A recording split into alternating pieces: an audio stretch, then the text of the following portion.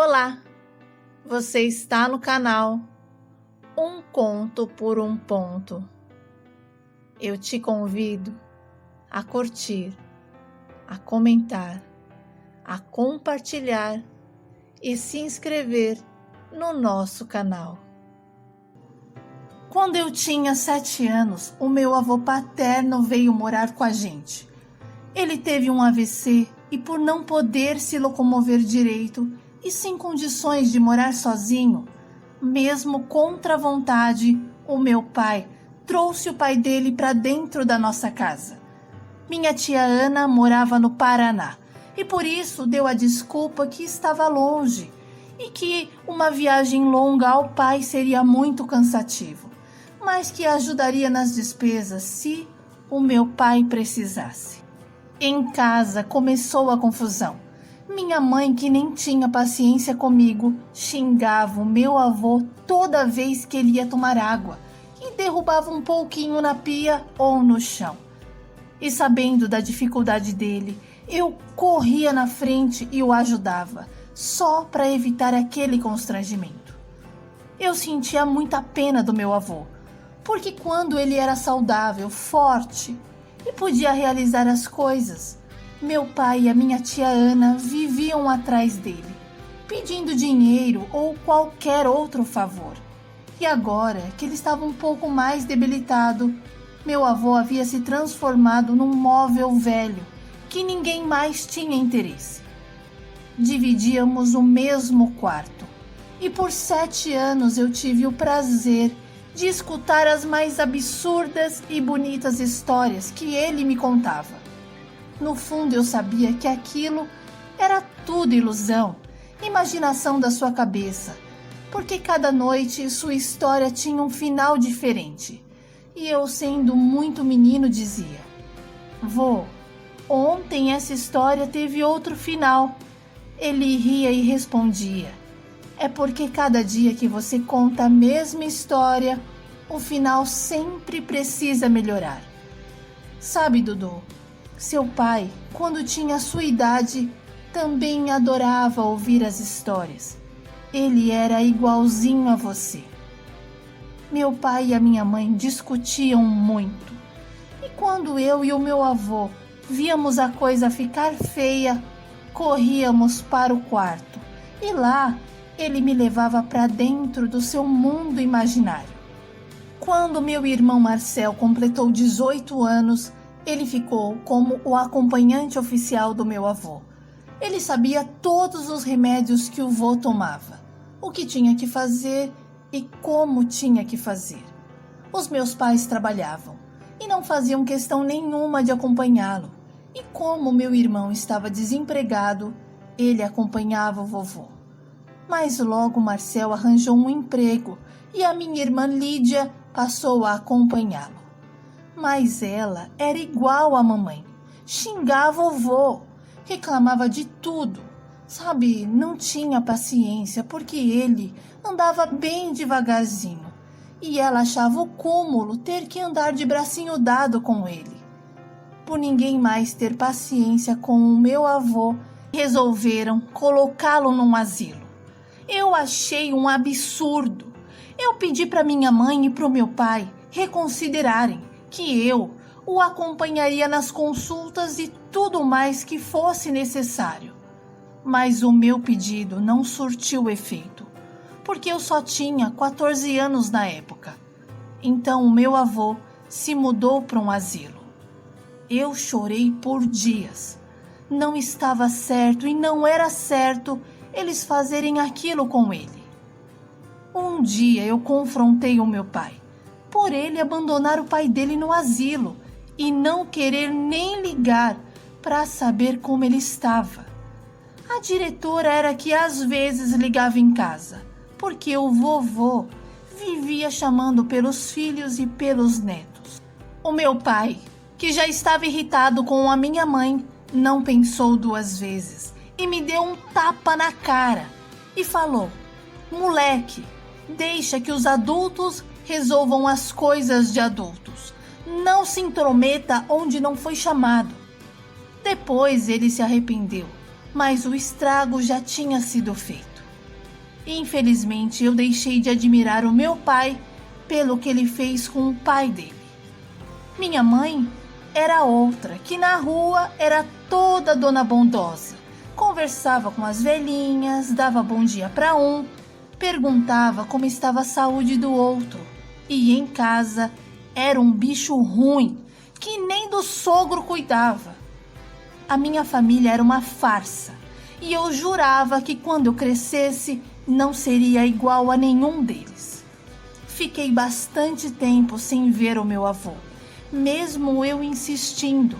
Os meus pais viviam alegando falta de tempo para ir visitá-lo e ficavam protelando sempre para o próximo domingo, que nunca chegava. Torcia para eu chegar à maioridade logo, porque dentro de mim, quando eu fizesse 18 anos, eu iria arrumar um emprego, alugar uma casa e ir buscar o meu avô no asilo. Meus pais, devido à incompatibilidade de ideias, pensamentos, resolveram se separar. Meu pai logo arranjou uma outra mulher e minha mãe continuou a sua vida de sempre, trabalhando e reclamando da vida. Meu irmão Marcel, num certo domingo, se levantou animado e me puxou da cama pelos pés, dizendo: "Vamos lá, fedelho, vamos visitar o nosso velhinho." Na hora eu pulei da cama. Tanto tempo sem ver o nosso avô. Eu estava até com medo de ver algo diferente, de ver que ele não estava bem. Ao mesmo tempo que eu estava com medo, eu também estava muito empolgado. Confesso que quando chegamos ao asilo, eu me senti arrepiado e perguntei ao Marcel: "Você acha que o vô tá bem?" Marcel fez uma cara de surpresa e me respondeu: "Você tá sabendo de alguma coisa que eu não sei?" "Não, é que faz muito tempo que a gente não vem ver o vô." "Então relaxa, moleque, o vô tá bem." Aquele domingo foi o domingo mais especial da minha vida. De longe, avistamos o meu avô sentado num banquinho tomando sol. E quando nos aproximamos, ele nos viu. Então ele olhou para o céu e disse: "Obrigado, meu Deus." Meu avô chorou e nós choramos também.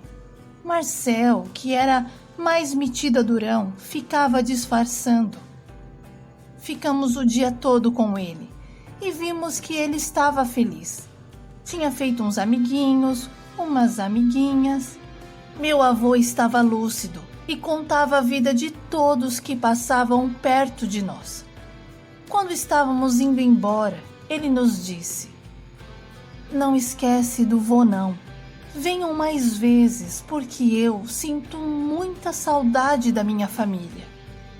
Eu e o Marcel não aguentamos e choramos abraçados ao nosso avô.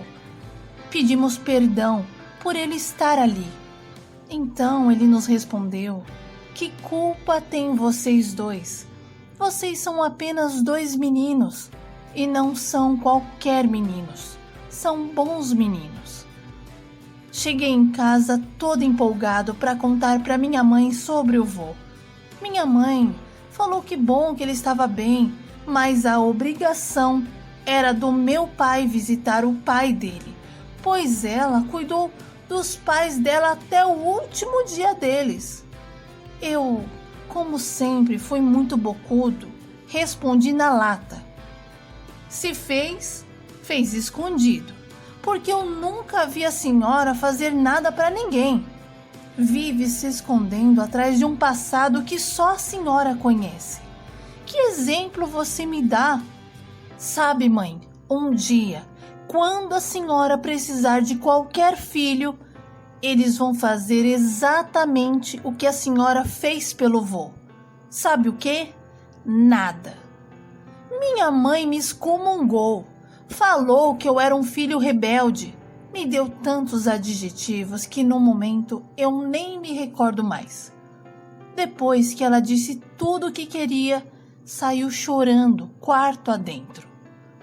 Arrumei um emprego e comecei a trabalhar numa lanchonete. Aprendi a fazer salgados e doces e, além de trabalhar na lanchonete, eu também comecei a receber encomendas em casa. Coloquei uma plaquinha na porta porque eu precisava de dinheiro. Eu precisava juntar um bom dinheiro para poder me manter e trazer meu avô de volta para casa.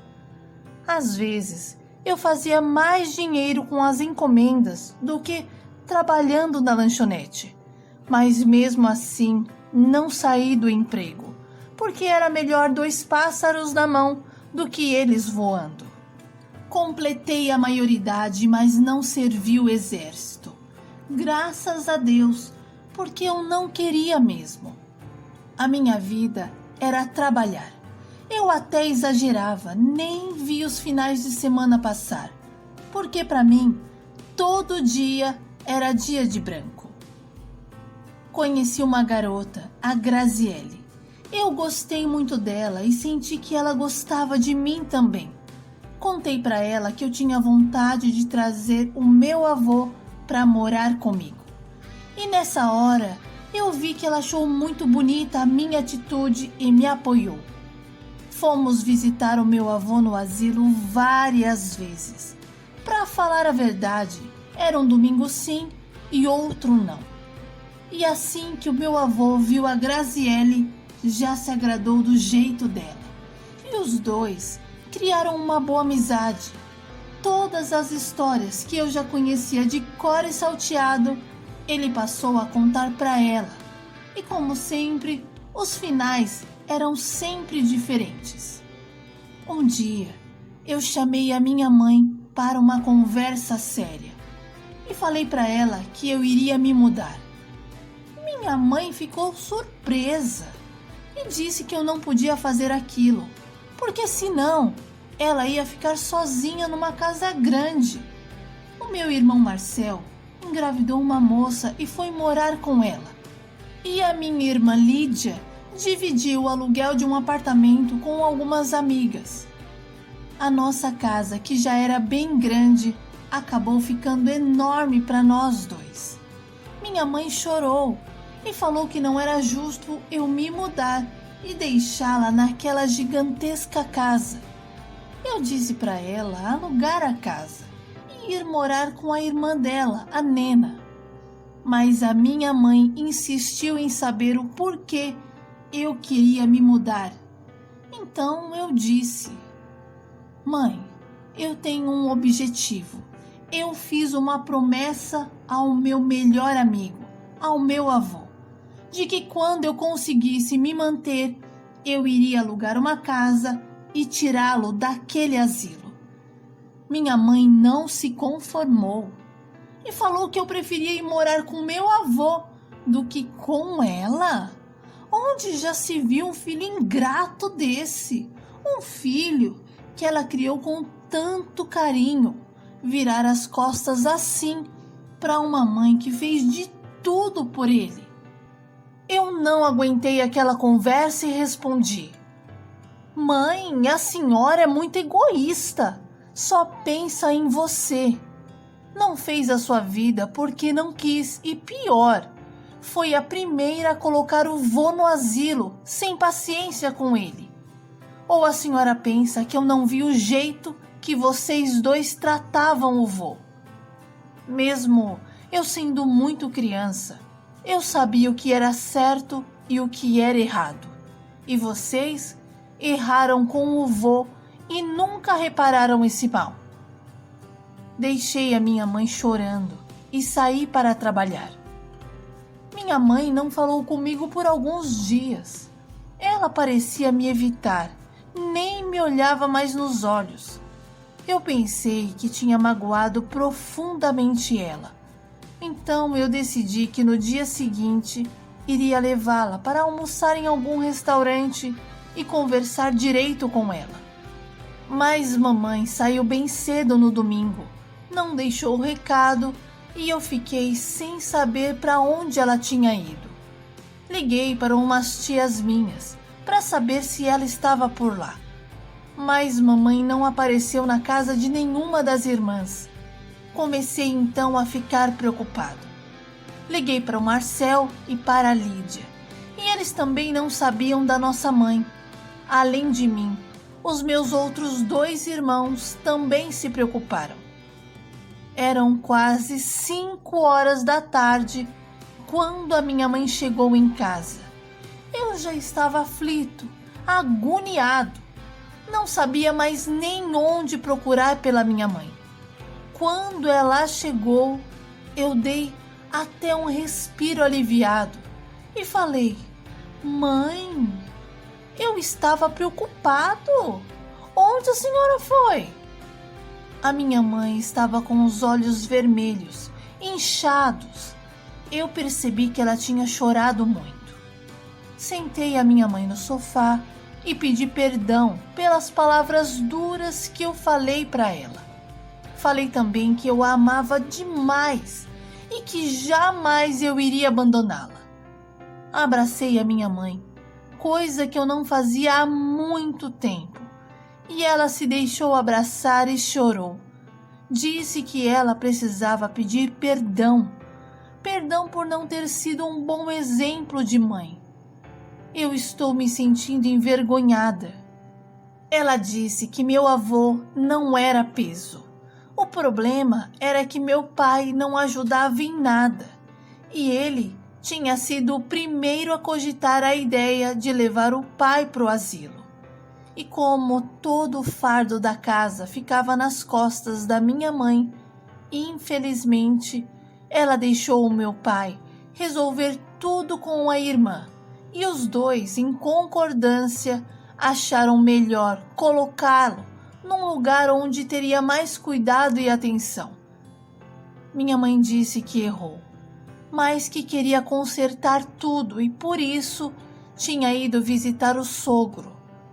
Ela pediu perdão para ele, conversou com a diretora da clínica e ficou certo que o vovô voltaria a morar conosco. Eu nem acreditei. A minha mãe tinha tomado a decisão certa. Meu avô voltou a morar conosco. Contratamos um cuidador de idoso para que ele não ficasse sozinho enquanto estávamos trabalhando. Meu pai veio visitar o pai dele algumas vezes, mas depois desapareceu outra vez. Minha tia Ana fingiu felicidade e disse que nem dormia em paz, mas agora ia ficar tranquila porque o pai dela estava em boas mãos. Cuidamos do meu avô e ele morou conosco ainda por mais alguns anos, quando morreu de velhice mesmo. Eu me casei com a Graziele e a minha mãe conheceu um homem por quem ela se apaixonou, o seu Claudinei. E hoje é mais feliz do que quando vivia com o meu pai. Os meus irmãos é que não gostaram muito da ideia, mas eu dei um chega pra lá neles e coloquei em seus devidos lugares. Então eles pararam de frescura e hoje aceitam o marido da mamãe numa boa. Aos meus 30 anos, eu já me sinto um homem realizado e feliz por ter cumprido a promessa que fiz ao meu avô, porque família para mim é isso, é estar junto até o fim.